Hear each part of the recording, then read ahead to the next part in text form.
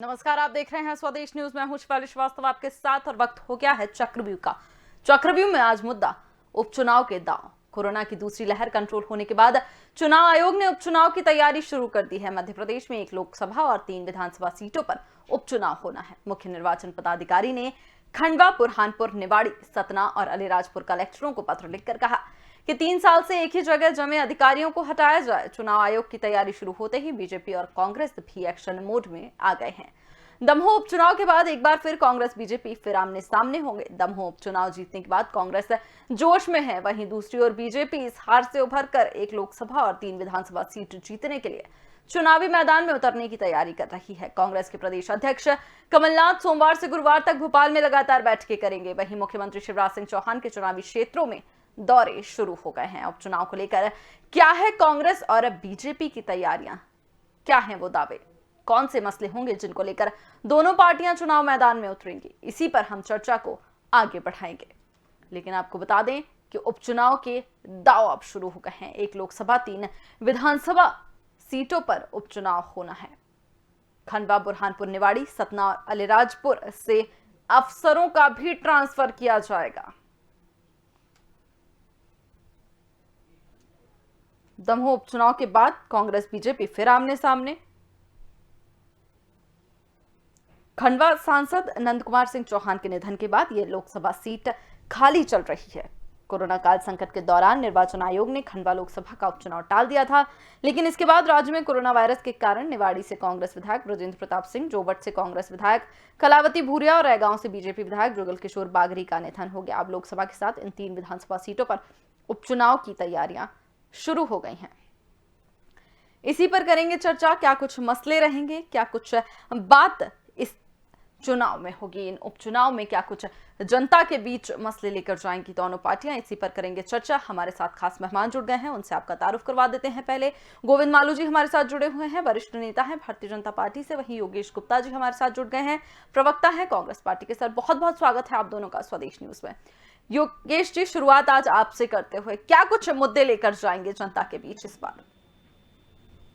देखिए, जो उपचुनाव है ये अपेक्षित थे। चुनाव आयोग ने उसको संज्ञान में लिया है, अपनी कार्रवाई शुरू करी है। प्रशासनिक अमले का फेरबदल करने के जो दिशा निर्देश जारी किए वो तो एक है ही चुनाव आयोग का दायित्व। इसके अलावा कांग्रेस पार्टी 3 विधानसभा और 1 संसदीय सीट के लिए पूरी गंभीरता के साथ चुनाव मैदान में है। हमारी तैयारियां कोविड की सेकेंड लहर समाप्त होने के बाद से शुरू हो गई थी। हमने सभी जगह अपने प्रभारियों की नियुक्ति कर दी थी और कांग्रेस के पास जो मुख्य मुद्दे होंगे इन उपचुनाव में जाकर जनता से आशीर्वाद प्राप्त करने के, वो निश्चित रूप से उसमें महंगाई, पेट्रोल, डीजल, गैस, खाद्य तेल की बढ़ती कीमतें और भी जो घर गृहस्थी के सामान जो दिन प्रतिदिन आम आदमी की पहुंच से दूर होते जा रहे हैं, वो एक मुख्य मुद्दा रहेगा। दूसरा मुद्दा रहेगा कोविड कुप्रबंधन के कारण इन तीनों विधानसभा क्षेत्रों में, जिसमें से एक हमारे विधायक की भी जान गई है कोविड के कारण, कोविड-19 के कारण, आदरणीय स्वर्गीय ब्रजेंद्र प्रताप सिंह राठौर जी की। तो ये भी एक कुप्रबंधन जो शिवराज सरकार को क्या क्या इंतजामात पहली लहर के बाद 1.5 साल का समय, 1 साल का समय मिला था और क्या करना चाहिए था, किन जीवन रक्षक दवाइयों की, जीवन रक्षक उपकरणों की, बिस्तरों की जो व्यवस्थाएं करनी थी, वो व्यवस्थाएं किस प्रकार उजागर हुई, ये जनता के समक्ष है ही।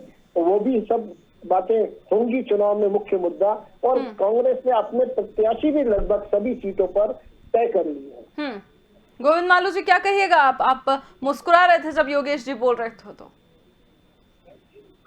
स्कूल की तैयारियां ये लोग कर रहे हैं, ये तो भैया यूनिवर्सिटी के चुनाव, आप प्राइमरी स्कूल की बात करते हैं, लोगों की गले नहीं उतरेगी आपकी बात। लोगों को ये समझ में आ रहा है और ये महामारी पूरे देश में, पूरे विश्व में। योगेश जी, माफ कीजिएगा, आपको टोक रही हूँ, लेकिन आपकी आवाज थोड़ी सी, योगेश जी आप माफ कीजिएगा, गोविंद जी आपकी आवाज थोड़ी सी कम आ रही है। मेरी आवाज अच्छी आ रही है आपको? जी गोविंद जी। तो कुल मिलाकर जनता का अनुभव जो है वो सब इन चीजों के लिए काम, कांग्रेस के चश्मे से जनता नहीं देख रही। कांग्रेस के चश्मे से जनता देखेगी तो फिर बहुत सारी बातें आएंगी, उसमें आईफा अवार्ड भी आएगा। उसमें वो भी आएगा कि पिछले साल जनवरी में जब उसका आगाज हो गया था कोरोना का और उनको बता दिया गया था, फरवरी में कई सारे मुख्यमंत्रियों से बार बार प्रधानमंत्री ने बात की थी, उसके बाद मध्य प्रदेश की सरकार कमलनाथ सरकार नहीं देती थी और यहाँ कोई व्यवस्था नहीं थी, वायरोलॉजी लैब में कोई व्यवस्था नहीं थी। ये हमने पूरा इस दौरान वेंटिलेटर भी लगाए, वायरोलॉजी लैब की व्यवस्था भी की, टेस्टिंग भी बढ़ाई और जब ये पेंडेमिक में अचानक इतनी सारी लोग आगे उसमें जद में आ गए उसकी, तब सरकार ने ऑक्सीजन की कमी नहीं आने दी। ये भी लोगों को मालूम है और लोगों को ये पता है कि सरकार ने पूरी ताकत के साथ नीचे तक का स्ट्रक्चर बनाया है, जिले की प्रबंधन समिति, वार्ड तक की प्रबंधन समिति, ये तो कोरोना का जो पेंडेमिक के लिए जो समिति बनाते हैं बचाव के लिए, उसके लिए व्यवस्था की, किल कोरोना अभियान चलाया। तो इसलिए सरकार, मुद्दा ये होना चाहिए कि विकास के लिए हमने क्या वादे किए और बीजेपी ने क्या काम किया। कांग्रेस के तो 15 महीने की सरकार के वादे लोगों को मालूम है और मध्य प्रदेश में भारतीय जनता पार्टी की सरकार के, शिवराज सरकार के काम भी मालूम है, किस तरह सामाजिक सरोकार की योजनाओं को लोगों तक पहुंचाया, अनाज पहुंचाया, बिलो पॉवर्टी लाइन के लोगों तक के लिए बाकी सुविधाएं पहुंचाई, महिलाओं को सुविधाएं दी, वृद्धों को सुविधाएं दी, इतने सारी सुविधाएं सरकार ने, कई सारे जो उन्होंने बंद कर दिए थे, कई सारी योजनाएं प्रारंभ की। अब ये चुनाव इस बात के लिए है कि मध्य प्रदेश में सरकार और विकास के साथ लोग रहना चाहते हैं और लोगों ने अपना मंतव्य उपचुनाव में प्रकट कर दिया है और लोकसभा के चुनाव में प्रकट कर दिया। ठीक है, दमोह में कहा गया था ये जो आपका विकास का मुद्दा है, बिल्कुल ठीक है गोविंद जी, दमोह में ये लहर कहाँ गई थी? ठीक है गोविंद जी, बात सुनिए, ठीक है, दमोह में ये लहर कहाँ गई थी पिछली बार, इसका जवाब लेने के लिए मैं लौटूंगी आपके पास, लेकिन योगेश जी कुछ कहना चाह रहे हैं। जी योगेश जी बोलिए। जी शिवाली जी, देखिए मेरे मित्र आदरणीय गोविंद मालू जी शायद ये भूल रहे हैं कि उपचुनाव 2021 में हो रहे, ये आप बात कर रहे थे फरवरी 2020 की, जब आपने षड्यंत्र पूर्वक हमारे विधायकों की बोली लगाकर पीछे के रास्ते से कुर्सी हथियाई थी। तो चुनाव में मुख्य मुद्दा तो यकीनन कोविड ही रहेगा। वोट दे दिया है, ये आपने जो बेचना खरीदने के साथ बोला समय आया था आप बोलना मत दे चुकी है। अभी हम जो चुनाव में मुख्य मुद्दे हैं, आज की डेट तक पुअर वैक्सीनेशन, इन तीनों क्षेत्रों में कितने परसेंट वैक्सीनेशन हुआ है अभी तक, पहला डोज दूसरा डोज कितने परसेंट लोगों को लगा है, वहां की स्वास्थ्य सेवाओं की क्या हालात है, ये भी एक मुख्य मुद्दा है। वहां के जो फ्रंट लाइन वर्कर्स हैं उनको कितनी सहायता राशि, कितना भुगतान मध्य प्रदेश सरकार ने किया है, वहां उन जिलों में मरने वाले, उन विधानसभा क्षेत्रों में मरने वाली मौतों के आंकड़े क्या है, ये सब चीजें रहेंगी। नकली इंजेक्शन, नकली दवाइयां, नकली वेंटिलेटर और ये सारे मुद्दे इस चुनाव में उठने वाले हैं।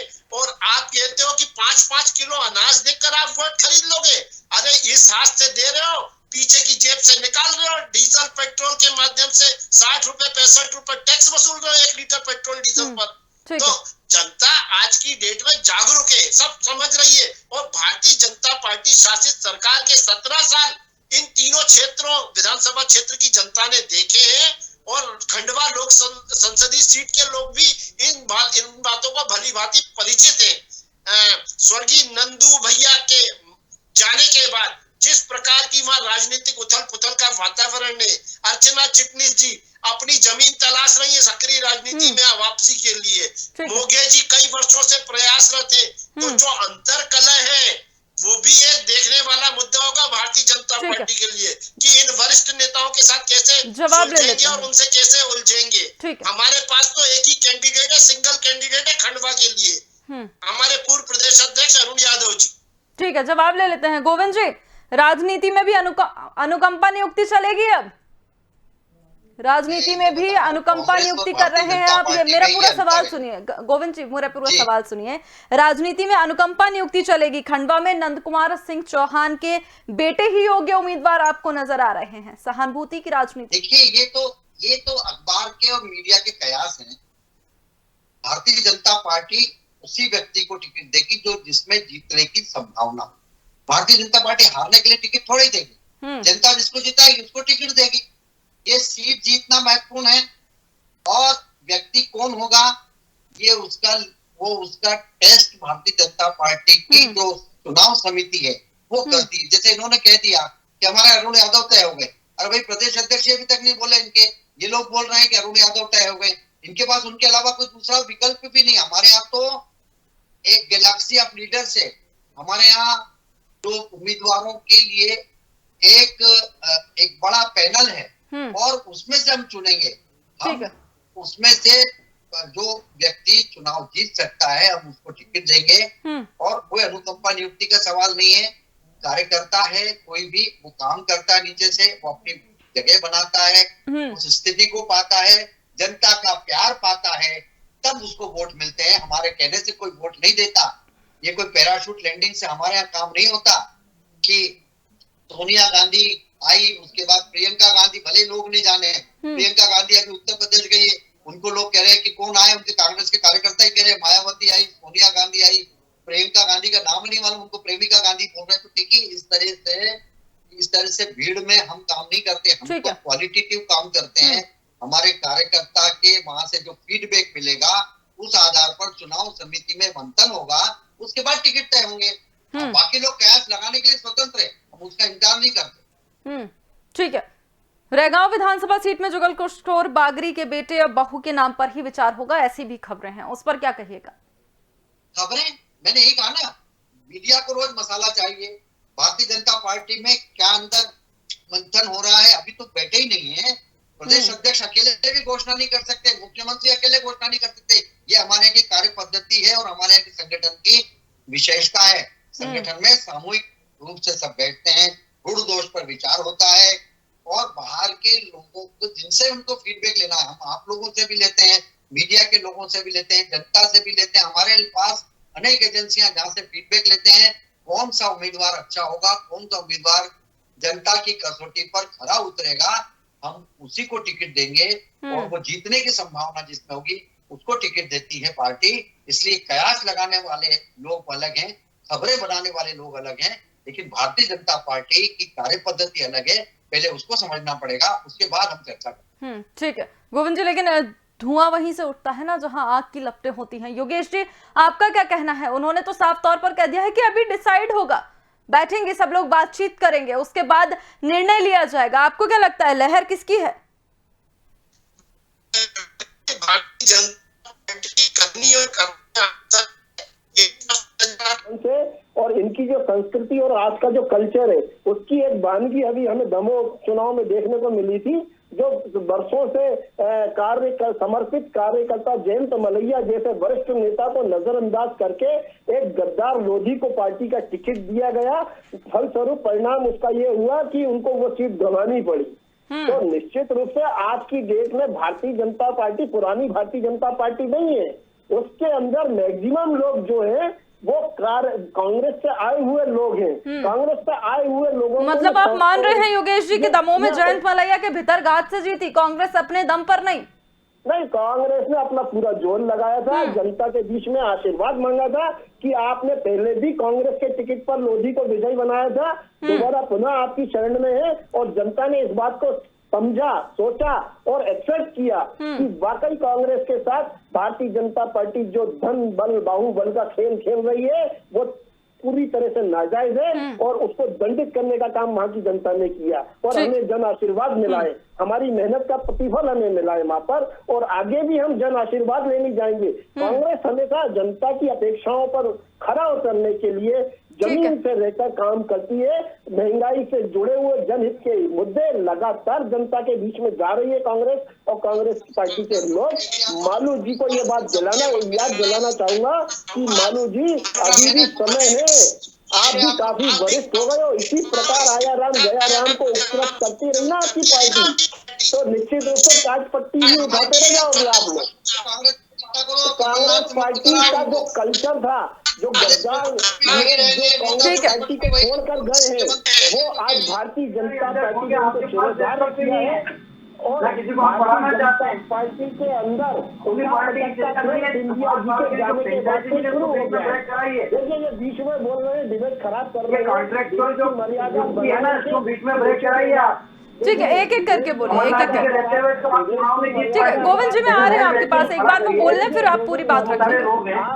आप बड़े सीनियर नेता हैं, मुझे आपसे इस प्रकार की अपेक्षा नहीं है कि आप डिबेट को खराब करेंगे बीच में बोलकर। आपका समय है, आप अपनी बात रखिए ना, मैं भी तो आपको सुन रहा हूँ भाई। बोलिए योगेश जी।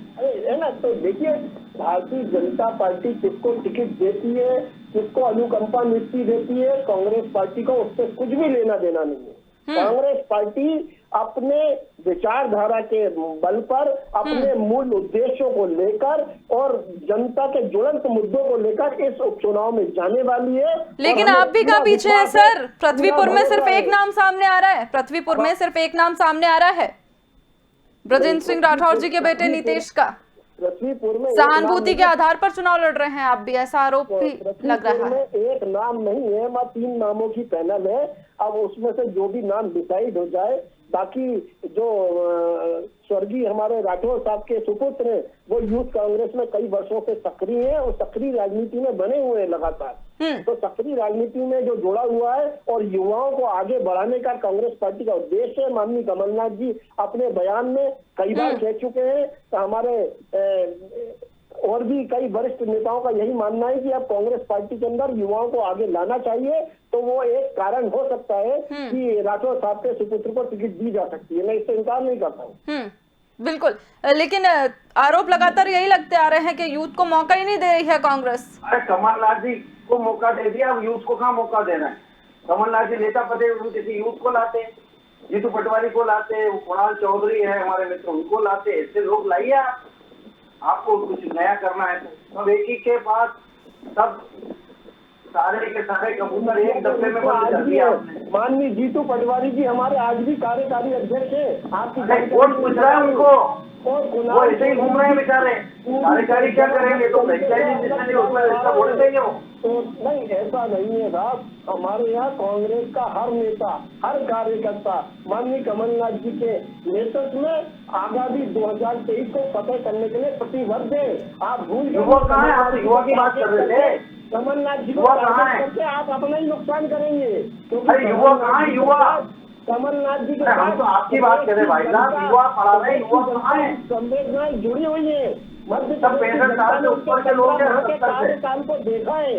तो मध्य प्रदेश की जनता ने 15 माह का जो कार्यकाल कमलनाथ जी का देखा है ना, निश्चित रूप से उनकी वापसी से है और आगामी मुख्यमंत्री पद के उम्मीदवार हमारे कमलनाथ जी होंगे। सपने देखने में कोई बुराई नहीं। सपने तो आप देखो साहब, सपनों को यथार्थ में बदलने की हैसियत रखते हैं। बाहुबल से आप लोग खुशियाँ हटाते हो। अगर जनादेश आपके विपरीत जाता है तो आप षड्यंत्र राजनीतिक देश अपने हित को चाहते हो। तो इस प्रकार की राजनीति में कांग्रेस पार्टी का कभी भरोसा नहीं रहा। तो गोविंद जी, दमोह में कैसे जीती कांग्रेस? जयंत मलैया के भीतरघात से अपने दम पर। देखिए कांग्रेस कैसे जीती ये हमारे यहाँ पर कुछ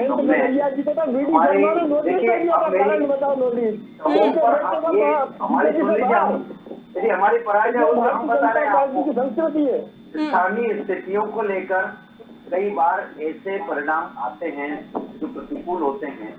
वो कोई कांग्रेस को उसको श्रेय नहीं लेना चाहिए।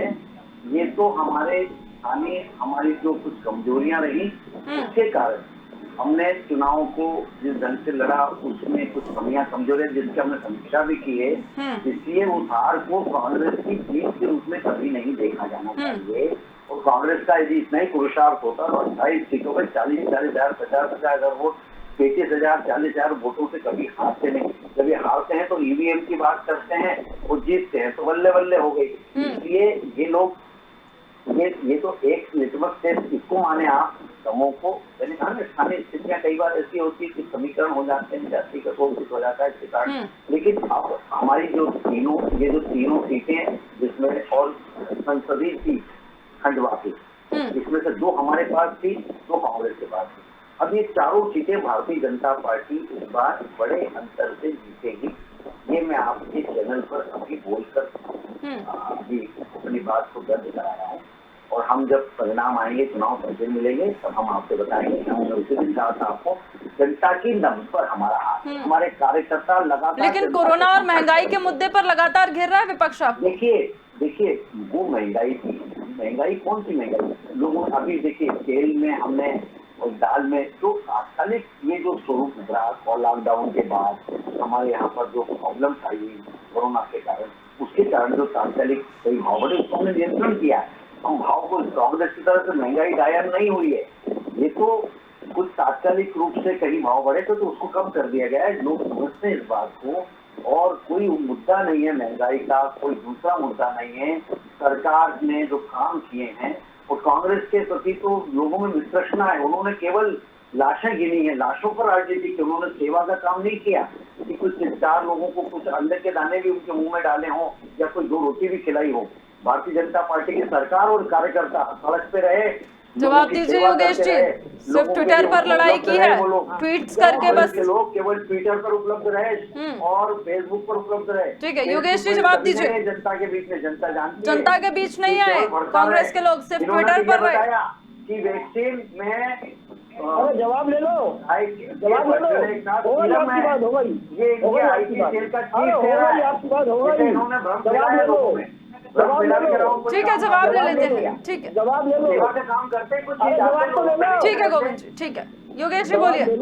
जवाब ले लो, वो जवाब आप चुप हो गए ना। देखिए आपने कहा लाशों पर राजनीति करते, हंसते खेलते मध्य प्रदेश को लाशों में बदला किसने? कौन जिम्मेदार है, कौन जवाबदार है? शिवराज सरकार।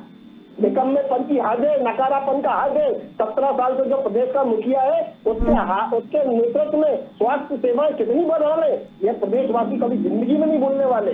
उसमें ये तीनों विधानसभा क्षेत्र भी आते हैं और खंडवा संसदीय सीट भी आती है।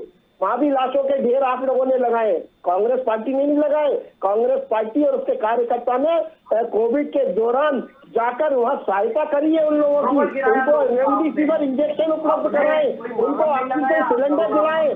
मध्य प्रदेश की सरकार मध्य प्रदेश के इतिहास में विश्राम घाट और शमशान घाटों में लाइनें लगवा दी आप लोगों ने। आप कहते कि मध्य प्रदेश के लोग हमसे खुश हैं, अभी आप आइए तो सही चुनाव मैदान में, दिखाई जनता आपको कितने खुश है। क्या चुनाव, क्या आप मैनेजमेंट से जीतोगे? चुनाव मैनेजमेंट से जीतोगे क्या? करनी का पहले जो बोल रहे हो कि हम चारों सीट जीतेंगे। देखिए मालू जी, सारे मुगाल से जनता दूर करने वाली है 2023 में भी, और चुनाव फिर कर देगी। आगे आने वाला समय आपके लिए अच्छा नहीं है। आप लोगों ने जो लाशों का ढेर लगाया है ना, और जो शमशान घाटों के बाहर लाइन लगवाई है, जो विश्राम घाटों के बाहर लाइनें लगवाई है, वो मध्य प्रदेश की जनता कभी भूलेगी नहीं।